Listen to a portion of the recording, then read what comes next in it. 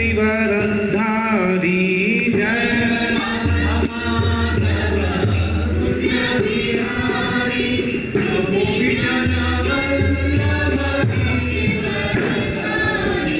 यशोदानंदन व्रज जनि रंजना यमुना तीरवनचारी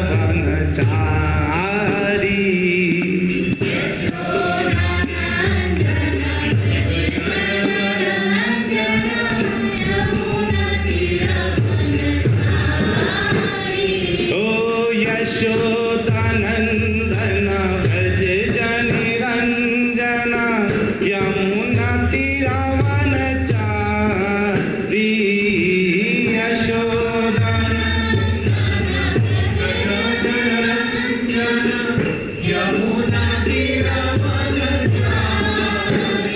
ओ जय राधा माधव कुंज बिहारी गोपी जन वल्लभा गिरिवरधारी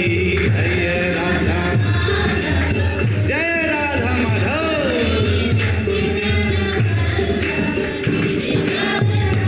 ओ जय राधा माधव कुंज बिहारी गोपी जन वल्लभा गिरिवरधारी जय हरि हरि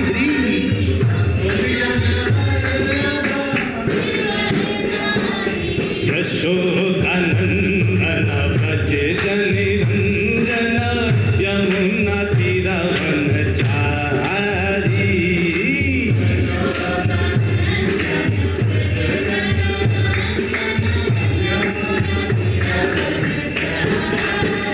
ओ यशोदानंदन व्रज जनि रंजना। ओम नमो भगवते वासुदेवाय। ओम नमो भगवते वासुदेवाय। ओम नमो भगवते वासुदेवाय। नारायणं नमस्कृत्य नरं चैव नरोत्तमं देवीं सरस्वती व्यासं ततो जयमुदीरयेत्। नष्टप्रायेषु अभद्रेषु नित्यं भागवत सेवया भगवती उत्तमा श्लोके भक्तिर्भवति नैष्टिकी। ओम अज्ञानतिमिरान्धस्य ज्ञानाञ्जनशलाकया चक्षुन्मीलितं येन तस्मै श्रीगुरुवे नमः। श्रीचैतन्यमनोभीष्टं स्थापितं येन भूतले स्वयं रूपः कदा मह्यं ददाति स्वपदान्तिकम्। वन्देऽहं श्रीगुरु श्रीयुतापदकमलं श्रीगुरून् वैष्णवांश्च श्रीरूपं साग्रजातं सहिगण रघुनाथामितं तं सजीवम् साद्वैतं सावधूतं परिजनसहितं कृष्ण चैतन्य देवं श्रीराधा कृष्ण पादान् सहगण ललिता श्री विशाखान्वितांश्च। हे कृष्ण करुणा सिंधु दीनबंधु जगत्पते गोपेश गोपिका कांता राधा कांत नमोस्तुते। तप्त कांचन गौरांगी राधे वृंदावनेश्वरी वृषभानुसुते देवी प्रणमामि हरिप्रिये। वाञ्छाकल्पतरुभ्यश्च कृपा सिन्धुभ्यैव च पतितानां पावनेभ्यो वैष्णवेभ्यो नमो नमः। जय श्री कृष्ण चैतन्य प्रभो नित्यानंद श्री अद्वैत गदाधर शिवास आदि गौर भक्तवृंद। हरे कृष्णा कृष्णा कृष्णा हरे हरे हरे राम राम राम हरे हरे। हरे कृष्णा कृष्णा कृष्णा हरे हरे हरे राम राम राम हरे हरे। हरे कृष्णा कृष्णा कृष्णा हरे हरे हरे राम राम राम हरे हरे। हरे कृष्णा। कैसे हैं आप लोग? उम्मीद करते हैं आप लोग बहुत अच्छे होंगे और बहुत बहुत धन्यवाद जो आप लोग सब लोग समय से ज्वाइन किए, क्योंकि ये कथाएं इतनी महत्वपूर्ण हैं कि इनको हमें समय से ही ज्वाइन करना चाहिए, तब जाकर के समझ में आएगा कि कथाओं में चल क्या रहा है। ये हमारा जो नित्य भागवत सेवा है ये बहुत आवश्यक है। जब तक हम नित्य भागवत को श्रवण नहीं करते, भले ही आप एक लाइन भागवत को सुने या पढ़े, उसी से कल्याण हो जाता है। अगर सोचिए और नित्य आप लोग आधा घंटा सुन रहे हैं, तब तो कहाँ के लिए अपना रास्ता खोल रहे हैं, और आप सुन रहे हैं और साथ में आप लोगों तक इसको बांट भी रहे हैं। इसलिए आप लोग बहुत बहुत बधाई के पात्र हैं। आप लोगों को प्रचार भी कर रहे हैं कि ये कथाएं हो रही हैं, क्योंकि ये कथाएं क्या है पता है, ये नदियों की लहर है। ये गंगा नदी क्या करती है, पापों का विनाश करती है, लेकिन ये कथाएं आपको पापों का तो विनष्ट करती ही करती है, साथ में आध्यात्म जगत में आपकी एंट्री देती है और गोलोक धाम के लिए आपका रास्ता खोल देती है। तो इसलिए इन कथाओं को नित्य सुनना चाहिए और उसको धारण करना चाहिए। केवल सुन लेने से हाँ पवित्रता तो मिलेगी, जैसे आपने दवाई खाई तो आपको जो है पवित्रता मिल जाएगी, लेकिन धारण करने का मतलब ये हुआ कि उसको पूरे हृदय से स्वीकार करना और भगवान के प्रति अपने प्रेम को नियमित तरीके से दिखाना कि देखिए भगवान हम आपसे कितना प्रेम करते हैं। और प्रेम दिखाने का मतलब क्या होता है, प्रेम का मतलब सेवा। जब माँ अपने बच्चे को प्रेम करती है तभी तो उसकी पोटी साफ कर पाती है ना, वो गंदा फैला देता है और माँ बड़े प्रेम से साफ करती है, लेकिन कभी भी वो छी धू धू ऐसे नहीं करती। माँ क्योंकि अपने बच्चों को प्रेम करती है, इसलिए वैसे जब हम भगवान को प्रेम करते हैं तो हम कभी भी भगवान हमसे कुछ भी, हमसे कैसा भी करवा दे, कुछ भी हमको दे दें, लेकिन हम कभी भी ये नहीं कहते हैं भगवान क्या दे दिया मुझे, तुम्हारी मैंने इतनी सेवा करी और तुमने मुझको ये दे दिया, नहीं करते। यही हालत आज विदुर की है।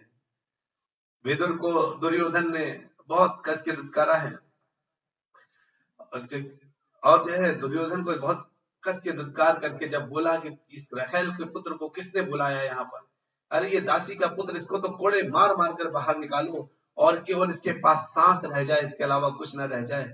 और ये सुन करके जब उसको बड़ा ही दुख हुआ तो जो है विदुर जी वहां से निकल गए और निकल करके कहते हैं कि अब तो मेरे यहाँ पर कोई जगह नहीं है, और अपना धनुष बाण रख दिया और वो चले गए। अब इतना जब सब कुछ रखने के बाद जो है वो चले गए तो तीर्थ स्थान में, आप तीर्थों में जाना शुरू किया, और उसके हृदय में कोई ग्लानि नहीं है कि किसी ने क्या किया, क्या कहा, क्या नहीं कहा। तो आज वो जो है कहाँ कहाँ जा रहे हैं हम लोग ये जानेंगे, ठीक है। चैतन्य प्रभु जी कह रहे हैं, राधा माता जी कह रहे पहले विचार करना चाहिए, सही बात माता जी। और चैतन्य प्रभु जी कह रहे हैं, Prabhu ji what should be our behaviour, attitude and actions in insulting situations like that of Vidur and how myself not insult anyone like Duryodhan. बहुत अच्छा प्रश्न है इन्होंने पूछा चैतन्य प्रभु जी ने कि क्या ऐसा हो, हमारा बिहेवियर कैसा होना चाहिए, एटीट्यूड कैसा होना चाहिए, कोई हमारा अपमान कर रहा हो तो भी हम अपमानित महसूस ना करें और हमारे द्वारा किसी को अपमान ना हो जाए। बहुत उत्तम प्रश्न के लिए चैतन्य प्रभु जी बहुत बहुत धन्यवाद। तो देखिए भगवान भगवत गीता में कहते हैं कि आपके पास जब समलोचन होता है, समदृष्टि होती है, किसके लिए, जब पत्थर के लिए, सोने के लिए, है ना, कि सोना और पत्थर में आपको जब कोई अंतर नजर नहीं आता, बुरे में और भले में कोई अंतर नजर नहीं आता, तो जब आपको इनमें कोई डिफरेंस नजर नहीं आता, अंतर नजर नहीं आता, तो आपको कोई कितना भी अपमानित कर दे आपको फर्क नहीं पड़ता, जैसे विदुर जी। लेकिन वो करने के लिए क्या करना पड़ेगा, पहले भगवान का शरण ग्रहण करनी पड़ेगी। केवल एकमात्र उपाय है, जिस समय इस शरीर को मैं शरीर मानता हूं तो इस शरीर से जुड़ी जितनी चीजें हैं वो सब मुझे प्रभावित कर देती हैं। जैसे आपकी कार, आपने जिस समय अपनी कार को अपना मान लिया कि ये मेरी कार है, उस समय कार में चोट लगी, और चोट लगी तो आपको दुख होगा कि नहीं होगा, क्योंकि वो शरीर से संबंधित है। लेकिन जब आपने सोचा ये जब शरीर मेरा नहीं है, ये कार मेरी कैसे हो सकती है, तो उस वक्त उस कार में चोट लगेगी तो जो है वो कार में आपको दुख नहीं होगा, हाँ ये भगवान का स्थित होगा, प्रकृति के लिए माना नहीं, ये प्रकृति की वजह से ऐसा हुआ कि आज मेरी कार का एक्सीडेंट होना था या इसमें चोट लगनी थी, तो उस वक्त आपको कोई दुख नहीं होगा जब उसको आप प्रकृति का खेल मान लेंगे। तो वैसे ये शरीर से संबंधित ही मान अपमान होते हैं, आत्मा का मान अपमान नहीं होता, शरीर का मान अपमान होता है। तो जिस समय शरीर के ऊपर जो आपने किसी ने बोला अरे कितना काला है, कितना गोरा है, कितना अहंकारी है, जो भी है ये शरीर है, आत्मा तो विशुद्ध है। तो इस शरीर के ऊपर होने वाली कोई भी चीज आपको असर तब करती है जब आप इस शरीर को अपना मान लेते हैं। तो हमें जब हम भगवान की सेवा करते हैं, उनको भगवान के लिए पूर्ण रूप से श्रद्धान्वित होकर के उन पर समर्पण कर देते हैं, तो हमें पता चल जाता है ये शरीर ये मेरा तो नहीं हो सकता। मैं जो हूँ, मुझे ये शरीर मिला है, ये शरीर मुझे दिया गया है किस लिए कि वो नाव दी गई है जिसके सहारे मैं इस भव सागर को पार कर सकूं। और ये जो नाव है ना, इसमें जो शास्त्र ज्ञान है, भागवतम है, भगवत गीता है, ये उसका आधार है। जब आधार मजबूत होगा तो बड़े आराम से आप क्या कर पाएंगे, पार कर पाएंगे भवसागर को। मेरी आवाज क्लियर आ रही ना? ठीक है, तो अगर आपको मेरी आवाज क्लियर आ रही तो बहुत अच्छा है। तो उस भवसागर को पार करने के लिए इस नाव को क्या करना पड़ेगा, इस्तेमाल करना पड़ेगा, है ना? तो मैं थोड़ा सा इसमें, अगर भवसागर को अगर आप पार करना चाहते हैं तो इस नाव को इस्तेमाल करिए, और इसको इस्तेमाल करके तब आप तो अभी जो आपका प्रश्न था कि मेरा जो है बिहेवियर, तो बिहेवियर कैसे, जब आपने सोच लिया कि शरीर में जो भी है, जो भी शरीर से संबंधित है, वो सीधा से जो भी शरीर से संबंधित है वो मेरा नहीं है। यानी दुर्योधन ने बोला विदुर को, ये दासी पुत्र को, रखेल के पुत्र को कौन लेकर बुलाए यहाँ पर? तो उन्होंने, इसको कड़वे वचन थे, कड़वा चीज कड़वी लगेगी, तुमको कड़वा लगा, लेकिन उस कड़वाहट का असर नहीं हुआ, क्योंकि उनको पता था कड़वाहट तो शरीर को लग रहा है, मेरी आत्मा तो विशुद्ध है ना? तो यही एक तरीका है प्रभु जी, दूसरा तरीका नहीं है। तो देखते हैं अगला अपना श्लोक 3.1.18, आज इसमें चलते हैं। तो आपको श्लोक दिख रहा हो तो मेरे साथ गुनगुनाइए अच्छे से, राग के साथ गाइए। पुरेषु पुण्योप वनाद्रि कुंजेश वपंगतोयेषु सरित्सरसु अनंत लिंगै समिलंगतेषु चचार तीर्थायतनेष्वनन्यः। पुरेषु, अयोध्या, द्वारका तथा मथुरा जैसे स्थानों। चांदी माता जी पूछ रही, प्रभु जी आप कैसे हैं, तबीयत कैसी है? माता जी तबीयत अभी पूरी ठीक नहीं, लेकिन आप लोगों के आशीर्वाद से बिल्कुल आप बोलने लायक हो गए। अभी आवाज उतना क्लियर नहीं है, लेकिन मुझे लगता है 1-2 दिन में बिल्कुल सही हो जाएगा। पुरेषु, अयोध्या, द्वारका तथा मथुरा जैसे स्थानों में, पूर्ण पूर्ण उपवन, वायु, अद्रि, पर्वत, कुंजेशु, बगीचों में, अपंग, पाप रहित, तोयेशु, जल में, सरित, नदी, सरहसु, झीलों में, अनंत लिंगई, अनंत के रूपों, समलंगतेशु, इस तरह से अलंकृत किए गए, चचार, संपन्न किया, तीर्थ स्थान, आयतनेशु, पवित्र भूमि, अनन्य, एकमात्र या केवल कृष्ण का दर्शन करना। कहते हैं कि क्या किया,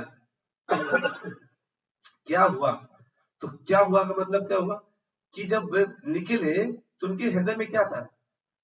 जैसे अगर आपको मान लीजिए किसी ने अपमानित शब्द बोल दिए, तो आप किसका चिंतन करेंगे पता है? केवल उस व्यक्ति का चिंतन करेंगे जिसने अपमानित शब्द बोले। देखो मुझे कैसे बोल दिया, उसकी हिम्मत कैसे हुई मुझे बोलने की, देखो तो कितना धृष्ट व्यक्ति है, मैं इसका देख लेना बदला लेकर के रहूंगा या रहूंगी। उसके देखो मैं उसके घर गई और उसने मुझे सम्मान से बात भी नहीं करी।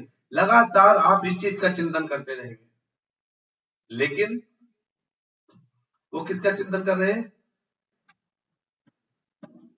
मेरी आवाज सबको आ रही है ना क्लियर? तो कहते हैं वो क्यों, लेकिन विदुर किसका चिंतन कर रहे हैं? विदुर चिंतन कर रहे हैं एक ही चीज का। किस चीज का? भगवान कृष्ण का। वो एकमात्र कृष्ण का चिंतन करते हुए अकेले ही विविध पवित्र स्थानों, या जैसे पवित्र स्थान कौन से हैं, या यथा जैसे अयोध्या, द्वारका, मथुरा, इनसे होते हुए यात्रा पर निकल पड़े। तो देखिए जब हम पवित्र स्थान जाते हैं ना, तो हमको पूर्ण रूप से अंदर से ये विश्वास होना चाहिए जब हम तीर्थ जाते हैं कि भगवान हमारे साथ हैं। तो साथ मिल गया किसी का तो फिर अकेला व्यक्ति रह नहीं गया। अकेला कब होता है पता है? जब वो अकेले ही उस चीज का चिंतन कर रहा है जिसमें कोई साथ नहीं। अगर इसी समय विदुर भगवान कृष्ण का चिंतन करने के बजाय केवल स्वयं भी ये चिंतन कर रहे होते कि मुझे दुर्योधन ने ऐसे ऐसे बोले, मैं कैसे उससे बदला लूं, तो उस समय वो इधर नहीं जाते, अयोध्या द्वारका मथुरा जाके भी कोई फायदा नहीं होता। इस लाइन का ये भी मतलब है कि जब भी आप अयोध्या, मथुरा, द्वारका, वृंदावन, बरसाना, इन सब जगहों पर जाएं तो केवल और केवल भगवान कृष्ण का चिंतन करें और कोई चिंतन ना करें। हम वहां जाकर के, हाँ मथुरा के पेड़े बहुत अच्छे हैं, इसलिए मैं मथुरा जा रहा हूँ क्योंकि मुझे पेड़े खाने हैं। वाह, तो पेड़े खाने के लिए मथुरा जाना है, इससे ऑनलाइन ऑर्डर कर दीजिए मथुरा के पेड़े। क्योंकि मुझे जो है वृंदावन से भगवान के लिए ड्रेस खरीदनी है, तो ये तो अच्छे भाव भी हो गए, साथ में केवल ये करना है भगवान के वहां दर्शन नहीं कर दे तो केवल ड्रेस ही ड्रेस आप खरीद रहे हैं। और अपने लिए वहां कुर्ता खरीदना है, वहां गोपी ड्रेस बहुत अच्छी मिलती है, वहां पे हमारे कुर्ते बहुत अच्छे कलर के मिल जाते हैं। कई लोग ये भाव लेके भी जाते हैं कि वहां मार्केटिंग अच्छी हो जाएगी। तो भाव क्या होना चाहिए कि केवल और कृष्ण का चिंतन होना चाहिए। कैसे? कि ऐसा चिंतन जिसमें केवल और केवल भगवान के विषय को ही हम विचारते रहे। जैसे कुछ लोग पूरे टाइम माला करते रहते हैं, हरे कृष्णा कृष्णा कृष्णा हरे हरे, हरे राम राम राम हरे हरे, है ना, ऐसे। या कुछ लोग केवल भगवान की लीलाओं को सोचने लगते हैं। उन्होंने ऐसे स्थानों की यात्रा की जहां की वायु, पर्वत, बगीचे, नदियां तथा झीलें शुद्ध तथा निष्पाप थी, जहां अनंत के विग्रह मंदिरों की शोभा बढ़ाते हैं। इस तरह उन्होंने तीर्थ यात्रा की प्रगति संपन्न की। तो इधर पूर्ण रूप से कहने का एक ये मतलब है प्रभु जी माता जी कि जब भी हमें कोई सुख की बात हो या दुख की बात हो, हमें भगवान की शरण को नहीं छोड़ना चाहिए। तो जब दुख मिला तो कहाँ गए? मैंने लास्ट टाइम भी बोला था, वो पब नहीं चले गए, वो दारू पीने नहीं चले गए। क्यों दारू पी रहे? अरे मेरी गर्लफ्रेंड ने मुझे छोड़ दिया, अरे मेरी बीवी में मुझे धोखा दे दिया, अरे मेरे पति ने मुझे धोखा दे दिया, अरे मेरे बच्चे ने मुझे बहुत तेजी से गलत ढंग से जवाब दे दिया, इसलिए मैं दारू पीने आ गया। अरे इसका फायदा नहीं है। फायदा किस चीज का है कि जब आप इस तरह के धोखे मिले, झटके मिले और कहाँ पहुंच जाए? भगवान के धाम पहुंच जाए, है ना। तो उन्होंने ऐसी जगहों की यात्रा की जहां पवित्रता थी। तो पवित्र जगह पे यात्रा करेंगे तो मन पवित्र होगा। और जो ऐसे लोग हैं जिन्होंने आपको गलत बोला, आगे दिखाया जाएगा, आगे बोलेंगे कि विदुर जी ने क्या किया उनके साथ भी। जैसे दुर्योधन ने खूब गलत बोला था, तो दुर्योधन के लिए क्या किया वो आगे पता चलेगा। तो जो है कहते हैं, प्रभुपाद जी कहते हैं तात्पर्य में कि जो भगवान की जो अच्छा रूप है ना, जो अच्छा विग्रह आपके घर में रखे हैं, उनको केवल ये मूर्ति है। लोग बोलते हैं कई बार, प्रभु जी भगवान हमें दर्शन नहीं देते, हम भगवान की इतनी सेवा करते हैं लेकिन भगवान हमें दर्शन नहीं देते। उसका आंसर केवल एक ही यही है प्रभु जी माता जी, कि भगवान दर्शन इसलिए नहीं देते हैं क्योंकि आप अभी तक यही नहीं समझ पाए हैं कि जो आपके यहाँ अर्चा विग्रह है वही भगवान है, वो मूर्तियां नहीं है, वो भगवान है। अगर आपको वो दर्शन दे रहे तो दर्शन है। विदुर ऐसा नहीं मानते थे, वो तो जगह जगह जाकर विग्रहों की, भगवान के जो अनंत लिंग रूप है, उनके अनंत रूप है, उनके अलग अलग विग्रहों के उन्होंने दर्शन किए जाकर के। क्योंकि भगवान की जो अर्चा विग्रह है और भगवान की शक्तियों में कोई अंतर नहीं होता। जैसे प्रभुपाद जी कहते हैं कि एक बहुत बड़े शहर में एक पत्र पेटी रखी हुई है, जो आपका पत्र पेटी होती है ना, पोस्ट बॉक्स जो होता है जिसमें आप लोग चिट्ठी डालते हैं, एक बहुत बड़े शहर में रखी हो चाहे एक गांव में रखी हो, बहुत छोटे से गांव में, लेकिन दोनों में चिट्ठी डाली जाएगी तो जगह पर पहुंचेगी। तो दोनों की डाक व्यवस्था बिल्कुल बराबर रहेगी। इसलिए भगवान के अर्चा विग्रह क्या है? यही है। अर्चा विग्रह के सामने सेवा करें चाहे भगवान के सामने सेवा करें। अर्चा विग्रह आपको दर्शन दे रहे मुस्कुरा करके, चाहे भगवान आपको मुस्कुरा करके दर्शन दे रहे, दोनों ही समान है। तो जो है आप अर्चा विग्रह को बराबर मानिए। तो इस सोच करके जो है विदुर महाराज हर जगह घूम रहे हैं। आते अगले श्लोक में। अगले श्लोक में क्या कहते हैं, आगे थोड़ा पढ़ते हैं 19वें में, इसको अच्छे से पढ़िए मेरे साथ। पर्यटन में विविक्त वृत्ति सदा प्लुतोध शयनोवधूतः अलक्षिता स्वैर्वधूत वेशो मृतानि चेरे हरितोषणानि। गांव मतलब पृथ्वी पर पर्यटन भ्रमण करते हुए मेध शुद्ध विविध वृत्ति जीने के लिए स्वतंत्र पेशा सदा सदैव आप्लुता पवित्र किया गया। अधः पृथ्वी पर शयन लेटे हुए अवधूत बाल नाखून इत्यादि बिना सवारे या काटे अलक्षिता किसी के द्वारा बिना देखे हुए स्वयं अकेले अवधूत वेशा साधु की तरह वेश धारण किए प्रतानि व्रत चेहरे संपन्न किया हरितोषणानी भगवान को प्रसन्न करने वाले। कहते हैं इस तरह पृथ्वी का भ्रमण करते हुए उन्होंने भगवान हरि को प्रसन्न करने के लिए, देखिए साफ साफ लिखा है, कृष्ण को भगवान को प्रसन्न करने के लिए चैतन्य प्रभु जी कहते हैं मेरे सपने में आके दर्शन दिए थे केशव ने एक बार। वाह प्रभु जी, ये भाग्यशाली पुरुष होते हैं, लोग होते हैं। देखिए भगवान दर्शन कब देंगे? जब आप भगवान का चिंतन करेंगे तब दर्शन देंगे। दर्शन दिए और उसके बाद अगर आप में परिवर्तन हो गया तो मतलब सच में भगवान ने दर्शन दिए थे। क्योंकि भगवान का अगर एक क्षण, नारद मुनि को भगवान ने एक सेकंड का दर्शन हृदय में दिया था। नारद मुनि जब घर छोड़ करके गए, 5 साल की उम्र में निकल गए और लगातार जंगल भटकते हुए हृदय में जब आप पूरा ध्यान लगा करके भगवान ने मात्र 1 सेकंड का दर्शन दिया और नारद मुनि की स्थिति क्या हुई? ब्रह्मा के पुत्र बनकर पैदा हुए। अगर भगवान ने हमें सच में सपने में दर्शन दिया और हमें वही परिवर्तन आ गया, मतलब भगवान ने दर्शन दिया, नहीं तो फिर वो हमारा भ्रम भी हो सकता है। क्योंकि भगवान के दर्शन के बाद बोलने लायक स्थिति रह जाएगी, कहाँ चले जाएंगे पता भी नहीं चलेगा। शरीर बिल्कुल भगवान के लिए हो जाएगा, क्योंकि भगवान स्वयं आकर के दर्शन देंगे तो आप में ऐसा घोर परिवर्तन आएगा जिसको आप महसूस भी नहीं कर सकते। और ये बहुत उत्तम है कि भगवान आपको दर्शन दे रहे हैं, इसका मतलब है आपकी दिशा सही है। तो कहते हैं कि वो पृथ्वी का भ्रमण करते हुए कहाँ पहुंचे? पृथ्वी का भ्रमण करते करते वो भगवान को प्रसन्न करने के लिए सारे कार्य कर रहे हैं। अब आप कहेंगे भगवान तो उनके घर में भी है, और क्या क्या किए भगवान? तो उनके घर में तो साक्षात शरीर के साथ है। कहते नहीं, उनको पता है कि पहले मेरा शरीर और शुद्ध होना चाहिए। वो सामने है लेकिन शरीर पूरा शुद्ध नहीं है। उनकी वृत्ति शुद्ध एवं स्वतंत्र थी। एक भी उनके अंदर ये नहीं था कि मुझे दुर्योधन ने बोला मैं उसके लिए कुछ करूंगा, ना समझाऊंगा, भड़काऊंगा। वे पवित्र स्थानों में स्नान करके निरंतर शुद्ध होते रहते हैं। यद्यपि वे अवधूत वेश में थे, ना तो उनके बाल संवरे थे, ना ही लेटने के लिए उनके पास बिस्तर था। इसी तरह से वे तमाम परिजनों से अलक्षित रहे, दूर रहे, लेकिन वो जो है कैसे रहे, उनको कोई पहचान नहीं सकता था कि अरे ये कौन है। आप सोचिए कई बार क्या होता है ना, हम पहचानने में गलती कर देते हैं।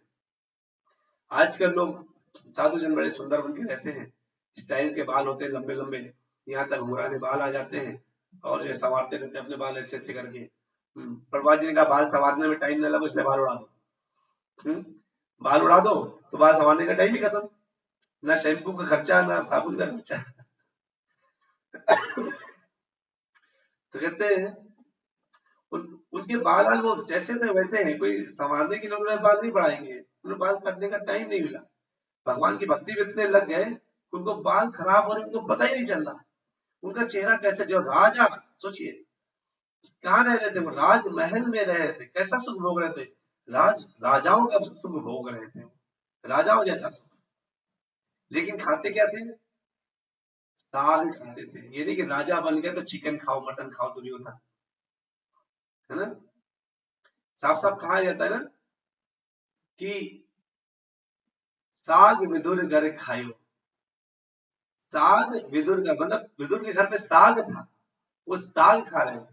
दुर्योधन घर मेवा त्यागी साग विदुर घर खायो। तो जो साग विदुर घर खायो मतलब ये बता रहा है कि विदुर क्या है, वो साग खाते थे, यानी साधारण भोजन खाते थे। पत्र पुष्पम फलम तोयम में करके भगवान को भोग लगा के खाते थे, और वही साग खाते थे और बड़े साधारण रहते राजा राजमहल में थे लेकिन बड़े ही साधारण रहते थे। इस समय उनके बाल संवरे नहीं है, नाखून नहीं कटे हैं, उनको कोई देख करके पागल समझेगा। अरे हर ऐसे भक्तों को इंसान पागल समझने लगता है। कोई इच्छा नहीं है, अवधूत है, अरे फर्क नहीं है, कुछ मिला तो खा लिया, नहीं मिला तो कोई बात नहीं, क्या पड़ता है। वो जब गए तो सब छोड़ कर गए थे, राजमहल छोड़ कर गए थे, सब कुछ छोड़ दिया था। उनके पास लेटने के लिए कोई बिस्तर नहीं था कि वो बेड में, कार में बढ़िया अपने किसने कहा चल भाई बेड ले ले, घर ले ले। अरे जहां मिल गई जमीन को बिस्तर मान लिया, आसमान को चादर मान लिया और हाथ की तकिया मान लिया और सो गए। ऐसे कभी जिंदगी में सोए नहीं थे वो। लेकिन लक्ष्य क्या था? श्री हरि की प्रसन्नता, भगवान कृष्ण की खुशी, यही लक्ष्य है, दूसरा लक्ष्य नहीं है प्रभु जी माता जी। जब हमारा लक्ष्य निर्णय होता है ना कि मुझे भगवान की प्रसन्नता के लिए ही कार्य करने हैं, तो अपना शरीर नहीं दिखाई देता, क्या दिखता है? भगवान का शरीर दिखाई देता है। अरे ठंडी पड़ने लगी, भगवान के लिए कपड़े हैं कि नहीं है? इतना ठंड पड़ रहा है, भगवान के लिए आपने स्वेटर बनाया है कि नहीं बनाया? उनको थोड़ा सा सही गर्म स्थान में रख रहे कि नहीं रख रहे? ये भाव, अरे मैं तो रजाई के अंदर हूं, मेरे भगवान रजाई में है कि नहीं है?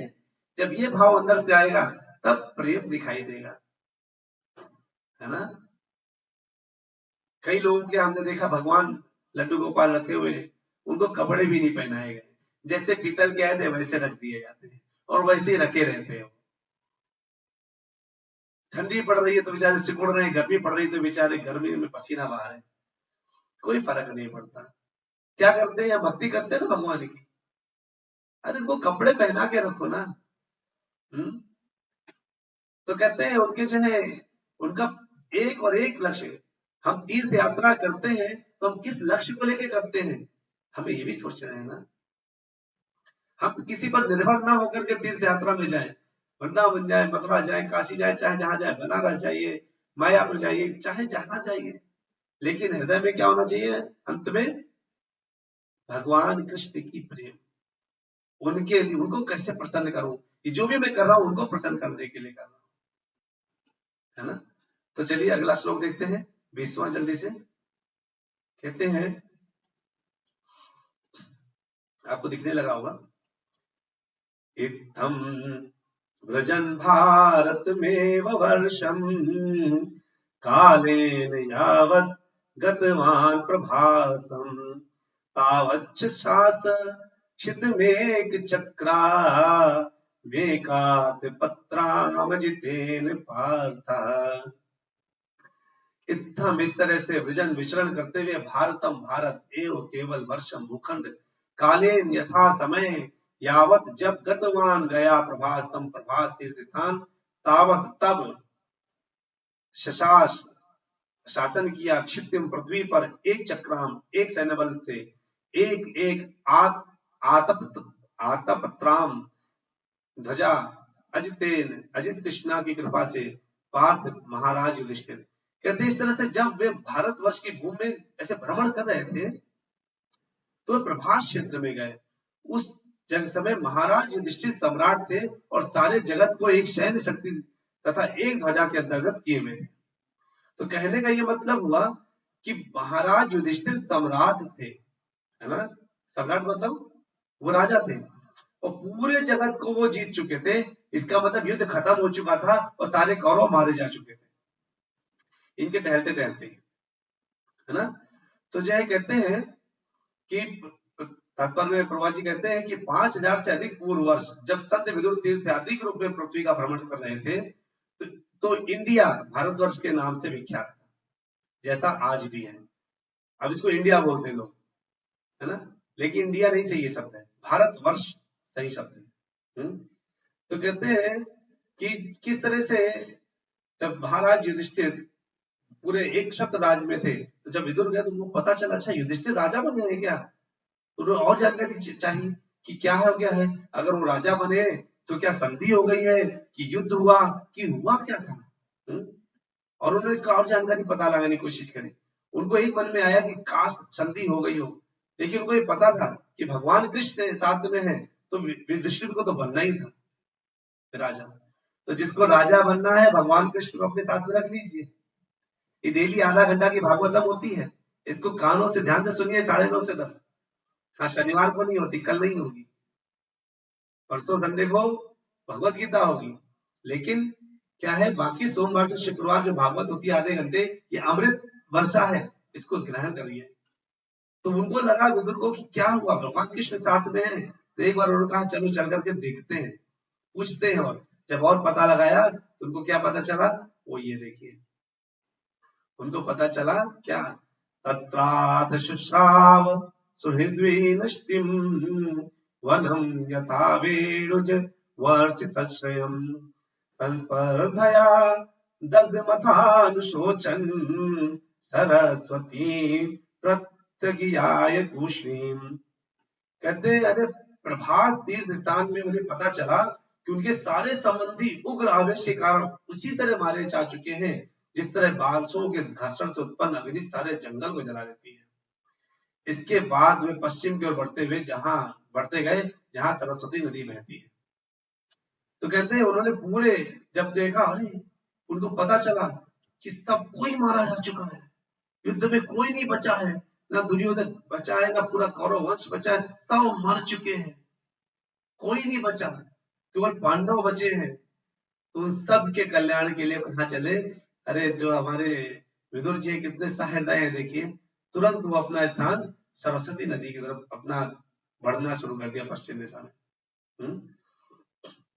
कोई कौरव भी थे, यादवगढ़ भी थे, सभी इनके संबंधी हैं विदुर जी के, है ना। तो जो है उन्होंने सोचा कि जब समाचार पता चला, देखिए इसमें बांसों के घर्षण का क्यों उदाहरण दिया गया है, क्योंकि इसके घर्षण से अग्नि निकलती है, रोज चिंगारी पूरे जंगल को जला देती है, और पूरे जंगल में जब आग भड़कती है ना, तो केवल और केवल बारिश से ठीक होती है। केवल बारिश ही उस जंगल की आग को बुझा सकता है, ये फायर ब्रिगेड नहीं कुछ कर सकता। तो उस समय जब जो है आग लगी तो उनको पता है कि केवल और केवल क्या करा जा सकता है, इनको जो है सरस्वती नदी जा करके इनके लिए कुछ कर्म कांड किए जा सकते हैं ताकि वो उनका स्थिति सही हो जाए। अब जो है सरस्वती के सरस्वती की नदी के तट पर कौन कौन से तीर्थ स्थल जानना चाहते हैं, चलिए हम आपको बता देते हैं। एक बार देख लीजिए सरस्वती के नदी के तट पर कौन कौन से तीर्थ स्थल है, उनको आप देखिए। कहते हैं 3.1.21 में, तस्यां त्रितस्योष्णसो मनोष्ट रथोरथाग्निरसितस्य वायो तीर्थं सुदासस्य गवां गुह्यस्य यच्छाद्वद्वैवस्य स आशिषेवे। कहते हैं सरस्वती नदी के तट पर 11 तीर्थ स्थल थे जिनके नाम है त्रित, उष्णा, मनु, पृथु, अग्नि, असित, वायु, सुदास, गो, गुह तथा श्राद्धदेव। विदुर इन सबों में गए और ठीक से कर्म कांड किए। ये है महात्मा विदुर, है ना। और उन्होंने क्या क्या किया विदुर जी ने। विदुर जी की ये यात्रा बड़ी ही अच्छी है, सुनने में बड़ा आनंद देगी है ये यात्रा। इस यात्रा में आप साथ रहिए विदुर जी के, आपको बहुत कुछ पता चल जाएगा। अभी आपको पता चला ना, क्या पता चला कि कौन कौन से अपने पास हुए, देखिए सरस्वती नदी के त्रित जो तीर्थ स्थल है, त्रित, उष्णा, मनु, इसका आप स्क्रीन शॉट ले लीजिए, पृथु, अग्नि, असित, वायु, सुदास, गुह और श्राद्धदेव। ये जो है कौन है, ये सारे तीर्थ स्थल है। अभी हम किसके साथ भ्रमण कर रहे हैं, हम भ्रमण कर रहे हैं विदुर जी के साथ, और आगे भ्रमण करते जाएंगे, बहुत ज्ञान होने वाला है। तो ऐसे चलते रहेंगे, साथ में मिलेंगे। कल तो सैटरडे है, कल छुट्टी है, आप लोग आराम करिएगा, भगवान का नाम लीजिएगा। और शाम को नित्य भागवत कथा शुरू हो चुकी है। कल भागवत कथा हुई थी 3 घंटे की कल, लेकिन आवाज उतनी अच्छी नहीं थी। आज हम आवाज पर विशेष कार्य करेंगे। कल पहला दिन था और जो व्यवस्थापक थे उनको उतनी जानकारी नहीं थी कि आवाज के लिए एक अलग से माइक लगता है ना, इसके लिए क्षमा कीजिएगा। लेकिन जो नित्य भागवत कथा चल रही है, उस भागवत कथा को शाम को 7 दिन की साप्ताहिक कथा है, वो केवल और केवल 7 दिन में खत्म हो जाएगी, लेकिन संपूर्ण भारत हो जाएगी, तो संपूर्ण भागवत हो जाएगी, है ना। और जो है प्रभु जी वृंदावन से आए हैं यहाँ पर बेंगलोर में, और वृंदावन से आकर के वो कथा कर रहे हैं। हम तो बड़े आनंदित हुए, कल के दिन इतनी महत्वपूर्ण कथा थी, इतनी अच्छी कथा प्रभु ने करी कि कोई ऐसा श्रोता नहीं बैठा जो था जो रोने ना लगा हो। उन्होंने ऐसे भागवत को प्रस्तुत किया, बहुत आनंद से भागवत प्रस्तुत कर रहे हैं। कृपया शाम को अगर समय हो केवल लगा के कान में लगा लीजिए और अपना काम करते रहिए, क्या फर्क पड़ता है। कानों में जाना चाहिए। ठीक है, चलिए, हरे कृष्णा। वांछा कल्पतरुभ्यश्च कृपा सिंधुभ्यैव च पतितानां पावनेभ्यो वैष्णवेभ्यो नमो नमः। हरे कृष्णा कृष्णा कृष्णा हरे हरे, हरे राम राम राम हरे हरे। मिलते हैं ब्रेक के बाद फिर से रविवार को भगवद गीता कथा के लिए और सोमवार को भागवतम कथा के लिए। इसके आगे चलेंगे। हरे कृष्णा।